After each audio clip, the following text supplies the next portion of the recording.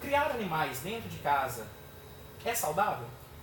Olha, a questão de saudável, para qualquer forma que a gente pega, é relativo, né? Saudável sempre é o tutor manter uma rotina adequada para os animais, né? Tanto o gato quanto o cachorro. Muita gente acha que gato não deve ter uma rotina, porque é mais comum ver cães passeando na praça, essas coisas. Mas normalmente ter pelo menos 3 passeios ao longo da semana, se for um apartamento, um ambiente muito restrito para esses animais.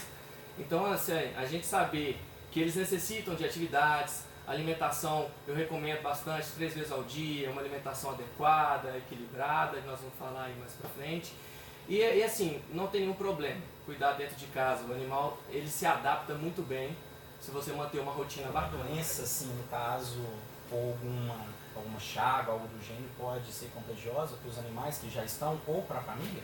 Sim, nós temos, o pessoal fica com medo muito da leishmaniose. A leishmaniose ela não pega por contato, né, direto entre os animais, mas sim pelo vetor, né? Então o vetor picando esse animal e picando os outros animais, então assim, vai correr o risco na mesma casa de poder contaminar os outros animais.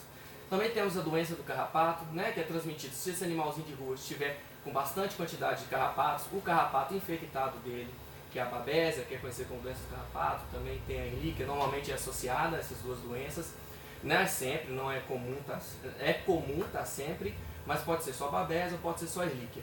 E aí esse carrapato picar, né, o outro animalzinho da sua casa pode passar a doença do carrapato, entre outras doenças, né, verminose principalmente. O que fazer quando o cachorro não quer comer a ração que você comprou? Oi Carla, tudo bem? Então, muito obrigado pela pergunta. Essa pergunta é muito frequente, né? Os tutores normalmente fazem muito essa pergunta quando chegam no meu consultório. O que fazer para o animal comer a ração que ela comprou? Normalmente a recomendação de uma troca de ração é feita bem gradativa. Por exemplo, eu dava uma ração X de uma qualidade X e eu cheguei com uma ração Y de qualidade Y, mesmo que seja uma ração melhor, né? O animal já está adaptado a comer aquele tipo de ração. Nós não podemos substituir 100% a alimentação desse animal. Então assim, tem que ser fracionado. Por exemplo, a ração X, que é a minha ração antiga, eu tenho 100% dela. Com a nova, eu retiro 25% dessa antiga e coloco 25% da nova. Então é 75% da antiga, 25% da nova, por uns 2 dias. Depois vai aumentando 25% a cada 2 dias, até ficar 100% da nova ração.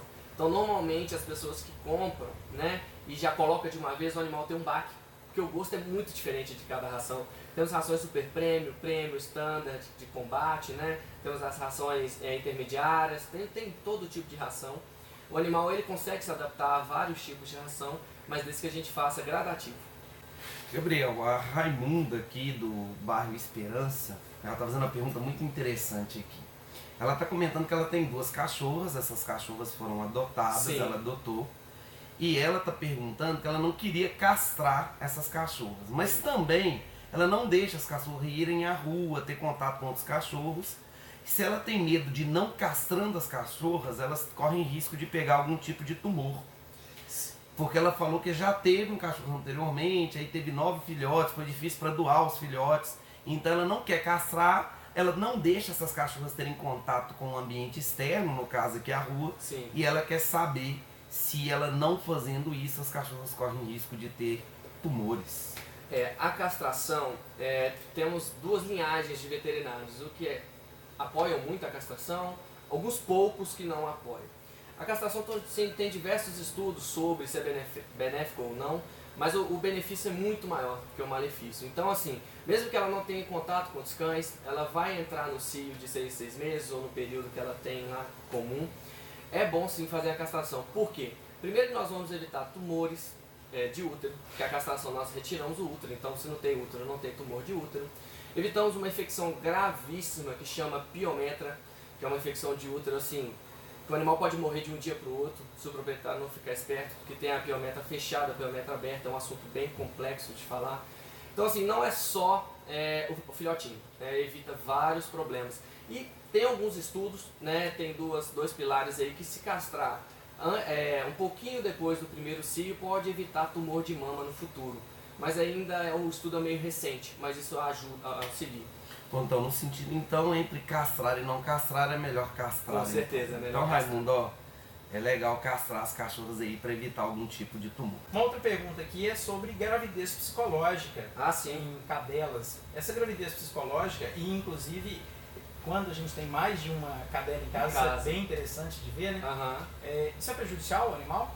Sim, isso foi até uma pergunta do pessoal aqui na live, né? A Pri Ribeiro. Então, a gravidez psicológica, ela vem muito por causa da desregulação hormonal, né, da cadela. Normalmente também tem casos que muitas cadelas em casa sincronizam o cio, isso é muito interessante. E para corrigir essa gravidez psicológica, um método muito bacana, que eu sempre falo para todo mundo, é fazer a castração no período correto. Um animal castrado, praticamente a chance de ter gravidez psicológica é menos de 5%. Então assim, é porque reduz, né, os hormônios circulantes, então com a castração vai diminuir os riscos, né? Gabriel, todos os pets devem ser castrados? Ou Então, isso não é uma regra? Não é uma regra, todos os pets devem ser castrados, mas os machos eu sempre falo que é recomendável castrar, principalmente questão da micção, diminui o cheiro, né, do xixi fica mais forte. Ele tende a ser menos dominante, não é geral, né? Uma castração não vai fazer o cão ficar mais manso ou mais bravo, depende, né? Depende da taxa hormonal desse animal. Tudo é muito relativo quando a gente se fala da biologia, né? De um corpo, de um ser vivo. Mas a castração eu recomendo para macho, para evitar tumor de próstata, recomendo para fêmea, para evitar piometra, tumores nos úteros, nos úteros não, né? Desculpa, no útero. Então assim, é sempre recomendável, né? Mas depende, tem casos que às vezes não necessitam, por exemplo, reprodutores e reprodutoras, acabam que não tem como castrar. Gostaria de saber como melhorar o hábito, o lugar das necessidades do cão dentro de casa, em um jornal, como educá-lo corretamente. Nossa, a questão da educação do cão é um dos maiores desafios, né, do novo cãozinho. Tem tutores que ficam loucos para tirar os fios todos da cabeça, né, que eu falo. Porque temos aqueles produtinhos, xixi sim, xixi não, mas não tem um cocô sim, cocô não. E aí tem muita gente que tenta fazer o cachorrinho, né, fazer xixi e cocô no mesmo lugar. E é o que eu sempre falo, o cão não gosta de fazer xixi e cocô um em cima do outro. Então são dois jornais separados, um com o cheiro do xixi, um com o cheiro do cocô. A técnica mais fácil que eu recomendo é nem comprar nada, não precisa só de ficar comprando xixi sim, xixi não. Às vezes você pega o jornal, molha um pouquinho no xixi do animal, coloca no jornal onde você queira e coloca lá, já vai ter o cheiro do xixi dele ali.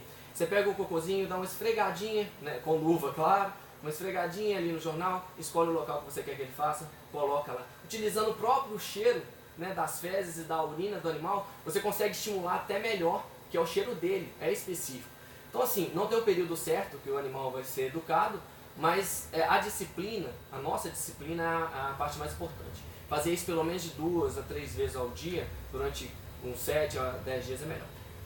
Dar ração de filhote para o animal já com mais de 1 ano de idade? Então, essa ração de filhote tem problema sim, por causa dos teores de proteína.